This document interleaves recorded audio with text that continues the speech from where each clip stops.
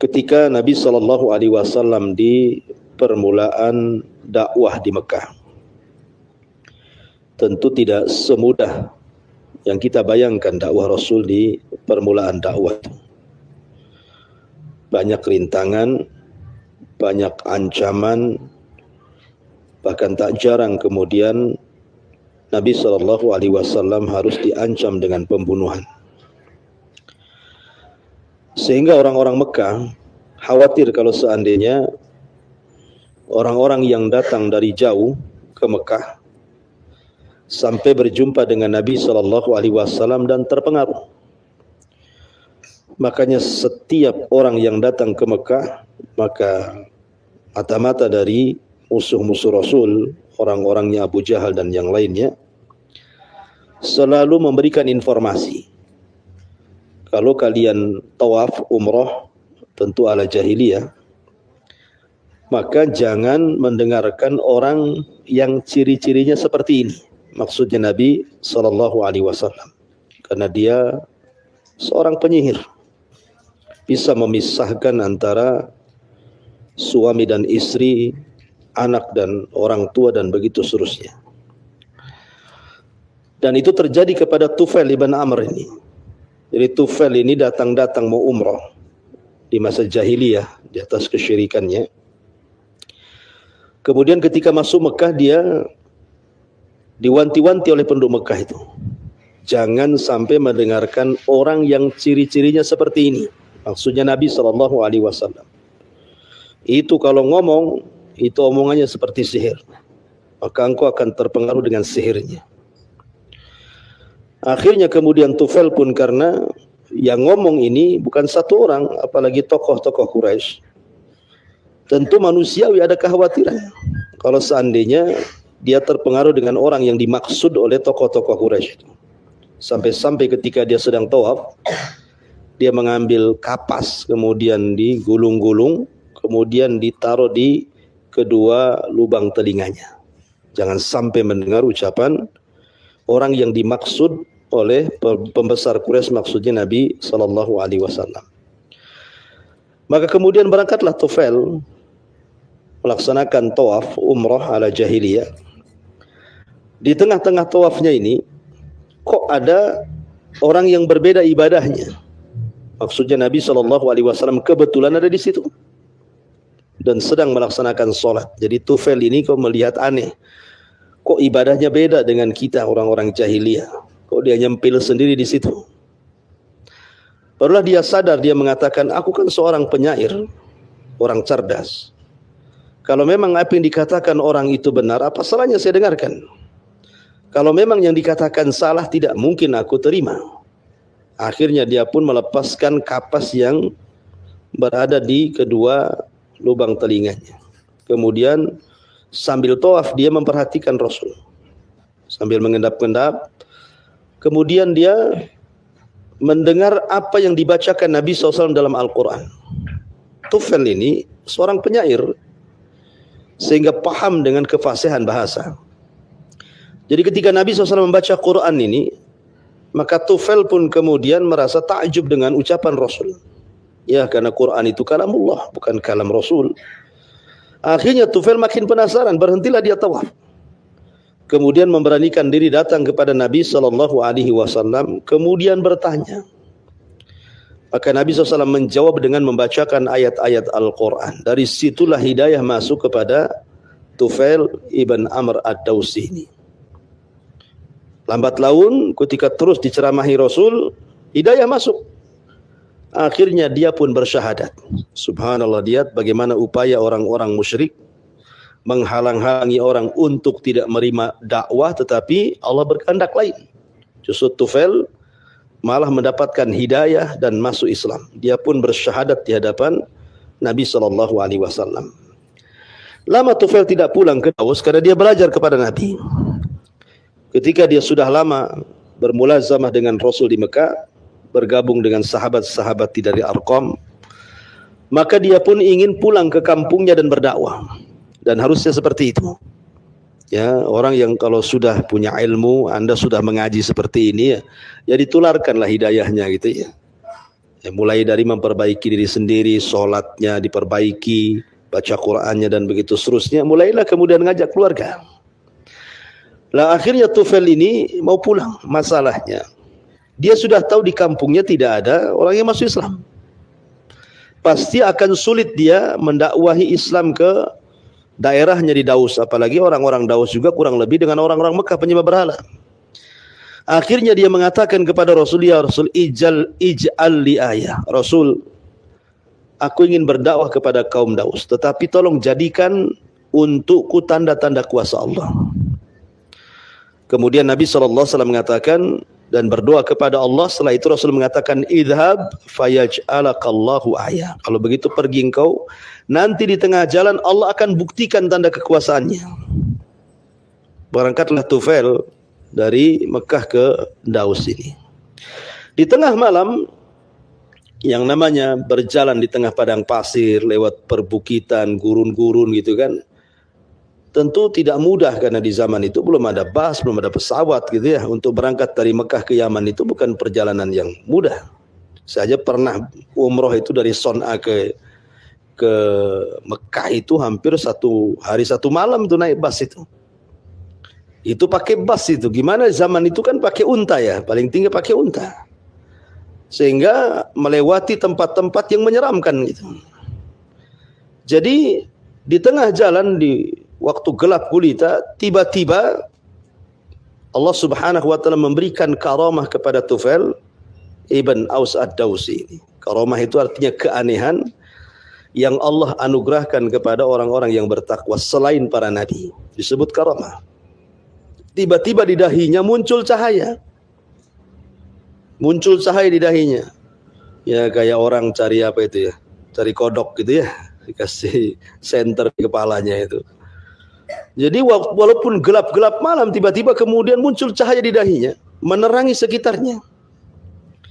Kata Tufail ibn Amr ad-Dausi, dia mengatakan, ya Rabb, ini kalau kaumku tahu aku ada cahaya di dahiku, tentu akan memfitnah mereka. Jangan-jangan aku disangka orang-orang yang kewalat karena meninggalkan agama kaumnya.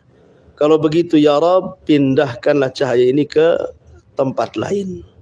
Tiba-tiba Allah Subhanahu wa taala pindahkan dari dahi ke tangannya. Ya, tangannya yang bercahaya gitu ya. Seperti kisah Nabi Musa ketika memasukkan tangannya ke pesaknya, dikeluarkan ada cahaya gitu ya. Kayak baterai gitu ya. Kemudian kata Tufail mengatakan, ya Rabb, ini pun bahaya ini. Nanti jadi fitnah kepada kaumku, pindahkan cahaya ini. Rupanya Allah Subhanahu wa taala pindahkan cahaya ke mulutnya. Jadi kalau ngomong itu bersinar-sinar gitu, kayak ada lampunya di mulutnya itu. Ya. Lah dari situlah kemudian Tufail, ya kalau diam ya tidak keluar cahaya, kalau ngomong keluar tuh bersilau-silau gitu ya. Itulah karamahnya Tufail ibn Amr ad-Dausi ini. Pulang dia ke kaumnya. Mulailah dia kumpulkan kaumnya, kemudian mulailah mengajak mereka ke dalam tauhid kepada Allah Azza wa Jalla. Jadi mereka melihat bagaimana Tufail ini kok ada cahaya di mulutnya itu setiap bicara itu. Sehingga mulailah sebagian mereka tertarik untuk masuk Islam. Pertama, bapaknya sendiri sudah tua datang kepada anaknya. Tapi Tufail mengatakan, ilaina anni, ilaika anni, menyingkir kau dariku hai ayahku, karena aku berada di atas agama Muhammad. Kata ayahnya, kalau begitu aku ikut agamamu.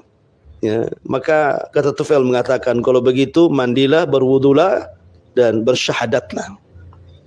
Kemudian datang istrinya. Maka Tufail pun mengusir istrinya. Kau bukan istriku, aku berada di atas agama Muhammad. Ilaika anni, pergi kau dariku. Kata istrinya, kenapa? Kemudian Tufail mengatakan, aku berada di agama Muhammad. Kata istriku, agamamu agamaku, katanya. Akhirnya satu keluarga semua masuk Islam. Ya. Kemudian setiap hari Tufail mendakwahkan Daus. Akhirnya kemudian lambat laun satu suku Daus beriman karena Tufail ibn Amr ini. Dia memberikan hidayah kepada kaumnya, sehingga satu kaum itu masuk Islam karena dakwahnya Tufail ibn Amr ad-Dausi ini. Maka setelah dia mengislamkan suku Daus ini, artinya dia berdakwah di kampungnya gitu ya, dan berhasil mengislamkan suku Daus. Maka ketika Nabi SAW sudah hijrah dari Mekah ke Madinah, dan Nabi SAW bergerak untuk melakukan Fathu Mekah, pembebasan kota Mekah ketika itu. Maka Tufail pun kemudian bergabung bersama pasukan Rasul, berangkat dari Madinah menuju Mekah untuk menyerang Mekah. Dalam peristiwa Fathu Mekah yang Allah firmankan, idza jaa nasrullahi wal fath. Maksud fath di sini artinya Fathu Mekah. Maka ketika Mekah sudah dikelilingi oleh tentara kaum muslimin, maka Tufail ini ingin meminta izin kepada Rasul. Dia ingin menghancurkan satu berhala dari berhala-berhala yang sangat diagungkan manusia kala itu. Maka Nabi SAW mengizinkan Tufail disuruh untuk menghancurkan satu di antara patung yang berpengaruh. Maka Tufail pun siap dengan obor bakarnya dan hendak membakar berhala itu. Ini orang-orang Mekah ini dari perbukitan, dari pepohonan, dari rumah-rumah mengintip nih. Mengintip apa yang dilakukan Tufail ini. Karena mereka masih meyakini kan bahwa berhala-berhala itu Tuhan. Sehingga mereka mengatakan, awas saja Tufail ini berani membakar berhala kami, maka berhala itu pasti akan membakar dirinya. Jadi orang-orang sudah optimis tuh, ini kalau Tufail kurang ajar sama Tuhannya, pasti dia akan kualat gitu bahasanya. Akhirnya mereka pun sambil menonton Tufail ini mau membakar patungnya, sudah was-was tuh. Apa yang terjadi dengan Tufail nanti setelah menghina Tuhan mereka. Tiba-tiba dibakarlah patung itu sampai habis gitu ya. Kemudian merembet ke patung-patung yang lainnya. Akhirnya banyak patung yang hancur dan tidak terjadi apapun dengan Tufail. Dari situlah sadarlah penduduk Mekah bahwa ternyata Tuhan yang disembah selama ini tidak mendatangkan manfaat dan juga tidak bisa mencegah madarat. Jangan lagi melindungi orang lain, melindungi dirinya sendiri dari dibakar itu tidak bisa. Ya, makanya dulu saya pernah cerita ada seorang dai di Malaysia itu. Dia agama berhala awalnya. Dia jadi mu'alaf gara-gara rumahnya kebakaran. Sementara di rumahnya banyak berhala. Ya kan? Awalnya kan satu keluarga sakit. Kemudian patungnya ditukar. Mungkin patung-patung ini bukan patung yang menyembuhkan penyakit. Ditukar patungnya. Cari patung yang khusus untuk menyembuhkan penyakit. Sudah ditukar, tidak kunjung juga sembuh. Karena rumahnya dari papan terbakar ceritanya. Akhirnya semua keluarga selamat, patungnya tak selamat. Kebakar semuanya, baru dia sadar.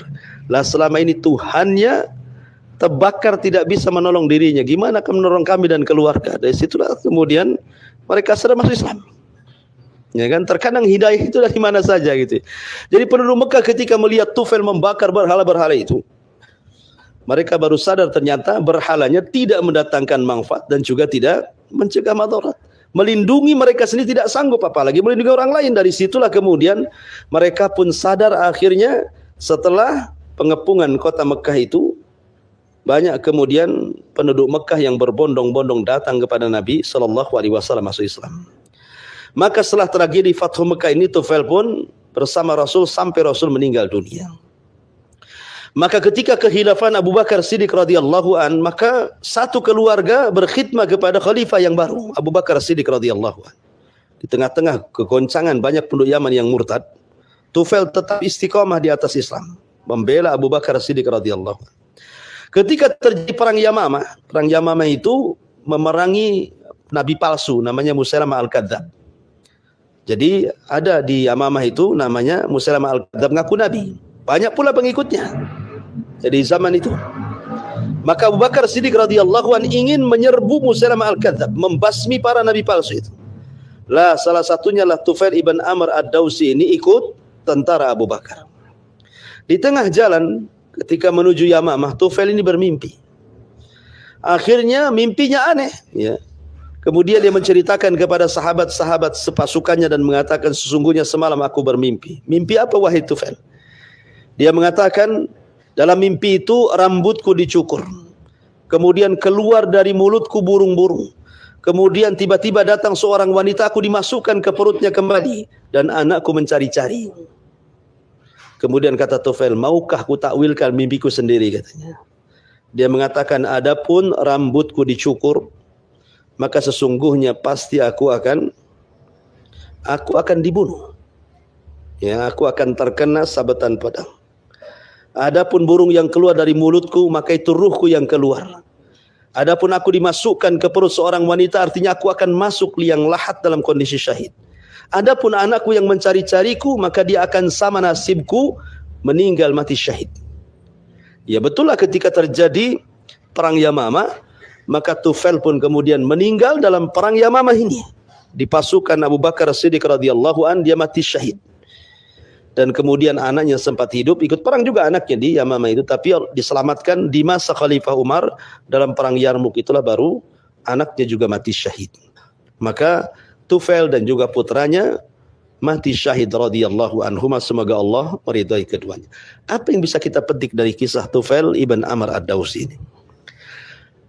Pertama, kita bicara tentang hidayah. Lihat bagaimana para pembesar Quraisy itu menghalang-halangi hidayah orang untuk masuk Islam. Sampai mereka mengatakan kepada Tufail, jangan kau dengar ucapan orang itu. Sebaiknya tutuplah kedua telingamu, jangan sampai mendengar ucapan si Muhammad itu. Kalau tidak kau tersihir. Tetapi bagaimanapun hidayah milik Allah. Tidak bisa orang-orang Quraisy itu menghalang-halangi Tufail untuk masuk Islam. Rupanya akhirnya Tufail pun mendapatkan hidayah masuk Islam. Ya, luar biasa gitu ya. Satu orang-orang Quraisy menghalang-halangi orang untuk masuk Islam, tiba-tiba dengan kehendak Allah Tufail pula masuk Islam. Bahkan di zaman itu ada yang luar biasa. Orang-orang yang jelas hendak membunuh Nabi, tidak jadi membunuh kemudian masuk Islam. Seperti contohnya Zubair ibn Mut'im radhiyallahu an. Zubair bin Mut'im ini hendak balas dendam kepada Nabi gara-gara pamannya terbunuh di Badar. Sehingga dia berniat untuk membunuh Nabi SAW dengan pedangnya. Berangkat dari Mekah ke Madinah. Kemudian setelah sampai di Madinah, dia mencari-cari waktu kapan Nabi lengah. Gitu ya. Rupanya ketika itu Rasul sedang sholat maghrib.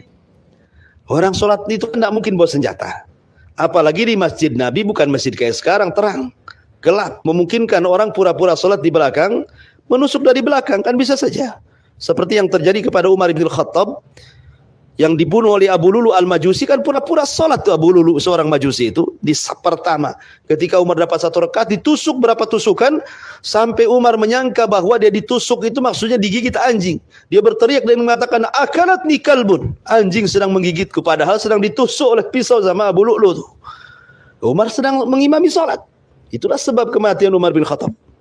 Artinya Zubair bin Mut'im kalau hendak membunuh Nabi, waktu lengah ketika sholat bisa saja. Ya. Tetapi Zubair bin Mut'im ini ketika mengendap-endap gitu ya, Nabi sedang sholat maghrib lah, kebetulan pula yang dibaca oleh Rasul pada sholat maghrib itu surat Tur, surat yang cukup panjang ya. Artinya bahwa sebenarnya boleh seseorang itu disunahkan sholat maghrib itu dipendekkan, tapi boleh sekali-kali dipanjangkan, karena Rasul pernah membaca surah Tur di sholat maghrib gitu ya. Lah dalam surah Tur itu ada ayat yang menyinggung berhala-berhala orang-orang musyrik. Apa ayatnya dalam surah Tur itu? Am khuliqu min ghairi syai'in am humul khaliqun am khalaqus samawati wal ardi balla yuqinun. Apakah berhala-berhala orang-orang musyrik itu tercipta dengan sendirinya, ataukah diciptakan dari segala sesuatu, ataukah berhala itu yang menciptakan langit dan bumi? Bahkan orang musyrik gak yakin dengan keyakinannya. Lah ayat ini didengar oleh Tufail nih. Kemudian dia fikir betul juga gitu ya. Bahwa berhala-berhala ini tidak benar. Dari situ dia sarungkan kembali pedangnya. Kemudian menunggu Rasul selesai sholat. Ketika salam, dia langsung datang kepada Rasul. Langsung mengucapkan 2 kalimat syahadat. Asyhadu an la ilaha illallah wa asyhadu annaka rasul. Lihat. Awalnya membenci luar biasa. Sampai dia mengatakan kepada Rasul, Rasul, dulu tidak ada manusia yang paling aku benci kecuali kamu. Sekarang tidak ada manusia yang lebih aku cintai kecuali kamu, katanya. Hidayah itu kan datang dari mana saja itu. Awalnya mau membunuh, tiba-tiba dapat hidayah. Ya. Begitulah sahabat Nabi SAW dapat hidayah itu macam-macam gitu. Sampai kemudian Zubair bin Mut'im ini ketika mendengar ayat Al-Quran, apa kata beliau? Hatta kada qalbi an yatir. Sampai hatiku ingin terbang mendengar keindahan Al-Quran itu dibacakan. Luar biasa gitu ya. Artinya hidayah itu milik Allah Subhanahu wa ta'ala. Kadang orang yang mau memusuhi Nabi, belakangan masuk Islam. Ya, jadi karena hidayah itu milik Allah, bukan milik kita. maka hidayah itu patut dicari. Dan kalau sudah dapat hidayah, istiqomah dalam hidayah itu. Sebab banyak orang yang tidak istiqomah dalam hidayah, yang tadinya sudah sholat, sudah mau sholat gitu ya, walaupun terpaksa akhirnya jadi biasa, tapi kemudian karena sebuah kondisi mulai meninggalkan sholat lagi. Dan ini celaka gitu ya.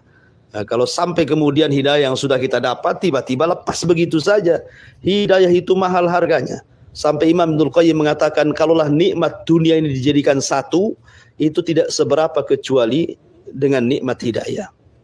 Semua kekayaan manusia dikumpulkan jadi satu. Kata Imam Ibnul Qayyim, itu belum seberapa dengan nikmat hidayah. Karena hidayah itu menyelamatkan kita dunia kita dan akhirat kita. Dan tidak ada sesuatu musibah yang paling besar yang ditimpakan Allah kepada manusia melebihi musibah kesesatan. Ya, kalau sesat itu udah celaka dunia akhirat. Ya, oleh karena itulah maka ambillah ibrah dari kisah Tufail ibn Amr ad-Dawsi ini. Akhirnya dia dapat hidayah, belajar Islam, bahkan menularkan hidayah. Menjadikan kaumnya masuk Islam semuanya. Harusnya begini ya. Kita ini kalau bisa dimanapun kita pijak, kita bisa memperbaiki orang. Bukan memperbaiki diri sendiri saja, minimalnya keluarga lah gitu ya. Seperti yang dilakukan Tufail ibn Amr ad-Dawsi radhiyallahu an. Wallahu alam, ini kisah singkat ya. Kita buat tanya jawab saja biar lebih menarik pembahasannya. Silakan kalau ada yang mau bertanya.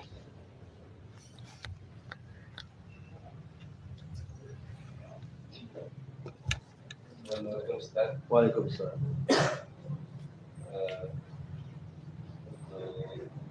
Aroma sekarang ini masih ada seperti yang mendapatkan aroma. Iya. Apakah mungkin karomah itu bisa terulang lagi kepada di zaman sekarang? Mungkin, karena karomah itu tidak dibatasi seperti mukjizat. Kalau mukjizat itu kan terbatas gitu. Dengan wafatnya Nabi ya hilang pula mukjizatnya. Kecuali mukjizat Rasul Al-Quran, tidak hilang karena wafatnya Nabinya.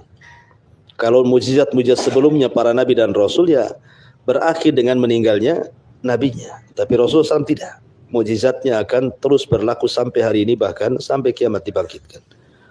Adapun karomah atau dengan istilah lain maunah, pertolongan yang Allah Subhanahu wa taala berikan kepada orang-orang yang beriman, yang bertakwa dari kalangan wali-walinya, tentu tidak dibatasi waktu, siapapun akan diberikan karomah. Ya, karena karomah itu kan Allah berikan kepada orang yang bertakwa. Tidak mesti dia wali gitu ya. Yang penting dia bertakwa, karena wali Allah itu alladzina yattaqun, orang yang bertakwa itu disebut wali Allah. Ya, kita juga bisa jadi wali murid gitu ya. Artinya bahwa wali-wali Allah itu artinya orang yang meletakkan loyalitas kepada Allah, Rasulnya, dan kepada ajaran keduanya. Kita berusaha untuk mengamalkan, meninggalkan yang diharamkan, melaksanakan yang diperintahkan, dan begitu seterusnya, sampai dapat predikat yang bertakwa, itulah wali Allah. Dan bukan berarti kemudian orang-orang yang beriman yang tidak mendapatkan karomah tidak lebih mulia dibandingkan orang yang mendapatkan karomah. Karomah itu bukan menunjukkan mulianya orang itu sehingga lebih mulia dibandingkan yang lainnya, tidak. Para sahabat Nabi banyak yang tidak dapat karomah. Lihat dalam peperangan banyak yang meninggal. Kenapa tidak ditolong dapat karomah gitu ya? Ya, seperti Hamzah dan yang lainnya, banyak sahabat yang tidak dapat karomah. Bukan berarti kemudian, dan banyak pula tabi'in dapat karomah. Ya, ada juga tabi'in dapat karomah. Seperti tadi sahabat namanya Tufail ibn Amr ad-Dawsi, ada karomahnya. Bukan berarti Tufail lebih mulia dibandingkan Abu Bakar karena tidak ada karomahnya gitu ya. Tidak juga. Jadi karomah itu bukan yang menunjukkan bahwa dia lebih unggul dibandingkan yang lainnya, tidak. Tapi Allah Subhanahu wa taala hendak menolong hambanya dengan memberikan keanehan yang tidak diberikan kepada yang lainnya. Apakah mungkin terjadi di zaman sekarang? Ya mungkin saja. Mungkin tabrakan gitu ya, harusnya mati dia, tahu-tahu nggak mati pula dia. Ya dapat karomah, mungkin karena dia banyak beriman gitu. Atau mungkin kebakaran, semua kebakaran. Warung dia pula tak terbakar. Mungkin karena dia dapat karomah gitu ya, mungkin dia orang yang suka sedekah atau yang lainnya, bisa saja terjadi. Itu mungkin terjadi karomah itu. Dan karomah itu tidak bisa diulang. Dia bukan model mantra kemudian datang. Itu sihir itu. Nah, kalau sihir ya Dia model mantra bisa diulang-ulang karena ada setannya gitu ya. Nah, tapi kalau karomah ini tidak bisa. Itu kan sekonyong-konyong datangnya. Allah hendak menolong hamba-hambanya. Ya, tapi kalau sihir bisa dipelajari, kalau karomah tidak bisa dipelajari. Sama dengan mukjizat pula tidak bisa dipelajari. Ya, wallahu a'lam.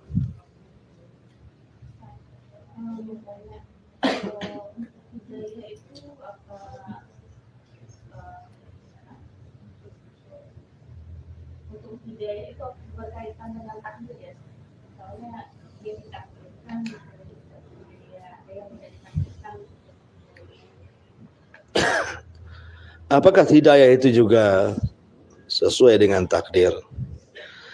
Iya, kita katakan sesuai dengan takdir karena ketika orang berada di janin 4 bulan itu datang malaikat. Kemudian menentukan rizkinya, menentukan ajalnya, menentukan bahagianya, celakanya kan itu ya. Disebut bahagia dan celaka itu artinya su'ul khotimah dan husnul khotimah sampai dicatat. Tapi masalahnya kita kan tidak tahu takdir kita apa, itu maksudnya. Jangan pula kemudian seperti ada seorang sahabat yang mengatakan, ya Rasul, kalau takdir saya di neraka, ngapain pula capek-capek sholat? Ya kan? Kalau saya takdirnya masuk surga, ya sudahlah, tenang-tenang saja. Atau juga nanti masuk surga, kan itu ya. Nah, masalahnya kita nggak punya pengetahuan tentang takdir. Kita kan nggak pernah tahu catatan kita seperti apa. Lah karena kita tidak tahu catatan kita seperti apa, makanya Rasul menasihati sahabat yang bertanya seperti itu. Apa kata Rasul? I'malu fakullun muyassarun lima khuliqalahu. Sudah, jangan tanya soal itu. Beramallah karena kalian akan dimudahkan sesuai dengan amalan kalian.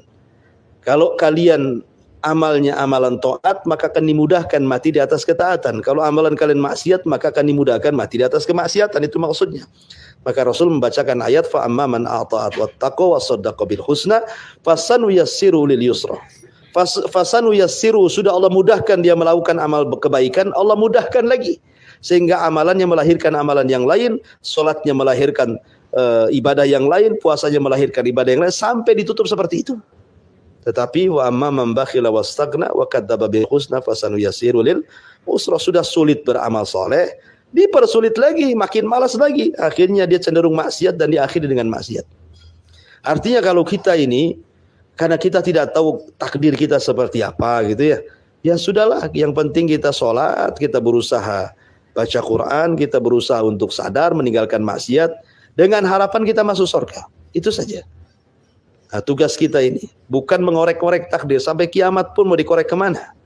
Mau nanya sama siapa takdir saya seperti apa? Mau nanya Pak Dukun mana? Pak Dukun sendiri tidak tahu takdirnya. Ya, mau nanya peramal sendiri tidak tahu takdirnya. Nah, jadi tidak ada yang tahu takdir, sehingga jangan disibukkan soal masalah takdir gitu ya. Karena takdir itu tidak ada yang tahu kecuali Allah. Tugas kita ini hanya mempermudah takdir kita. Ya, dengan cara apa? Ya beramal gitu ya. Beramal. Mudah-mudahan dengan amalan itulah mempermudah takdir kita masuk surga gitu maksudnya. Wallahu a'lam.